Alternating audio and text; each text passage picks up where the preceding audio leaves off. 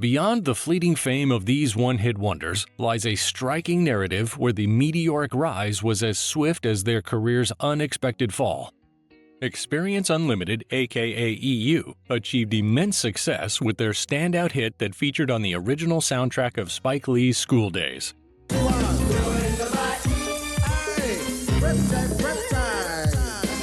The song topped Billboard's Hot Black Singles chart the week of April 23, 1988, immediately thrusting the group into the public eye. Despite changes in the band's lineup over the years, two of its original members have since passed away. Keyboardist Kent Wood was involved in a fatal car accident in 2005 when his vehicle went off the road and flipped over multiple times, and Ivan Goff died of congestive heart failure in 2016. A box office and TV heartthrob known to millions, Patrick Swayze's She's Like the Wind from the Dirty Dancing soundtrack enjoyed enormous success, reaching number 3 on the Billboard Hot 100 and number 1 on the Adult Contemporary chart.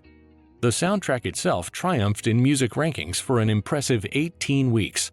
He was diagnosed with stage 4 pancreatic cancer in 2008 and died 20 months later on September 14, 2009. He was 57 years old.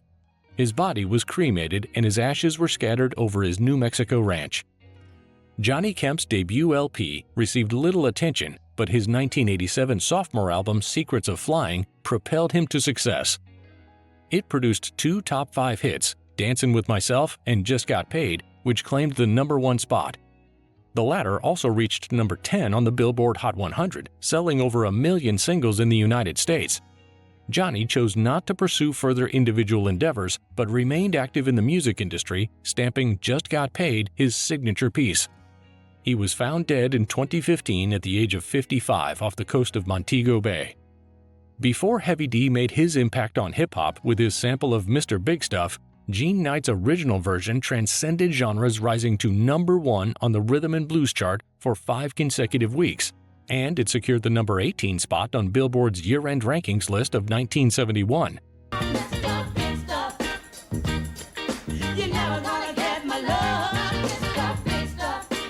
Unfortunately, her follow-up single, You Think You're Hot Stuff, paled in comparison, and Mr. Big Stuff proved to be her highlight.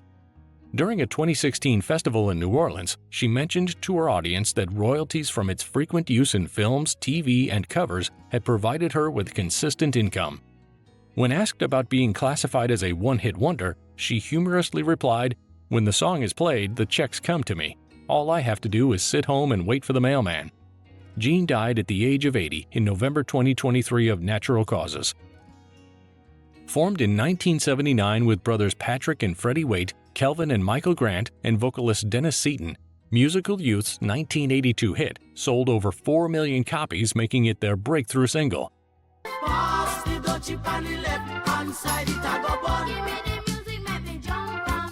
They were the first black act to have a music video aired on the newly founded channel MTV. The group put out several subsequent singles but faced a number of commercial setbacks that ultimately led to their breakup. Patrick Waite collapsed and died in 1993 from a heart condition when he was 24, and his brother Freddie passed away at a mental health institution while undergoing treatment for schizophrenia in 2022 at the age of 55. In 1982, Twisted Sister solidified its roster with J.J. French, Eddie Ojeda, Dee Snider, Mark Mendoza, and A.J. Pero, and together they produced the band's first 4 albums. While the initial 2 only received underground success, it was the third album in 1984 that included their Billboard Hot 100 Top 40 track, We're Not Gonna Take It. Albums after that seemed to disappoint fans, leading to the group's disbandment a few years later.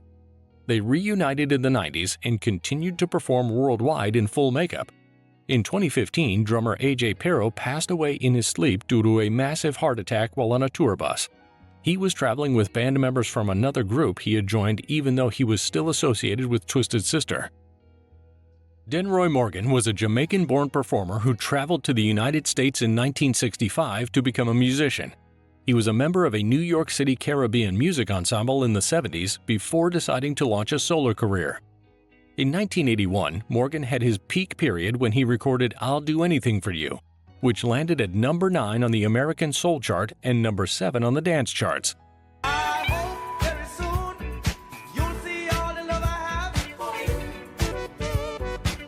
In 1984, he signed with RCA Records, making him the first reggae artist on the label.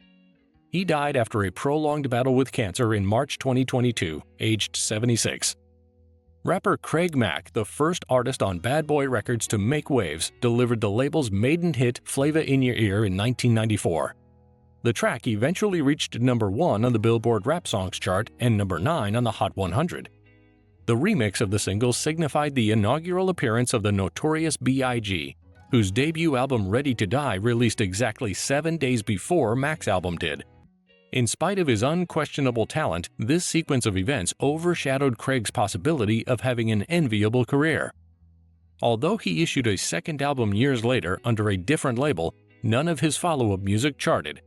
He died in 2018 from heart failure at the age of 47. Izora Rhodes and Martha Wash surfaced as backup singers for disco legend Sylvester James, who affectionately monikered them 2 Tons of Fun.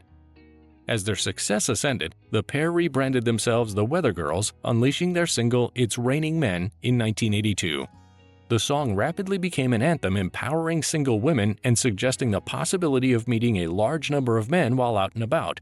They separated in 1988 upon Wash's departure to pursue a solo career, with Izora's daughter stepping in as her replacement. Unfortunately, their reformation didn't generate the level of attention they previously enjoyed. Izora passed away from heart failure in 2004 at the age of 62. Frankie Smith's 1981 creation ingeniously capitalized on the concepts of a city transit bus and the jump rope game Double Dutch that became popular in the early 70s.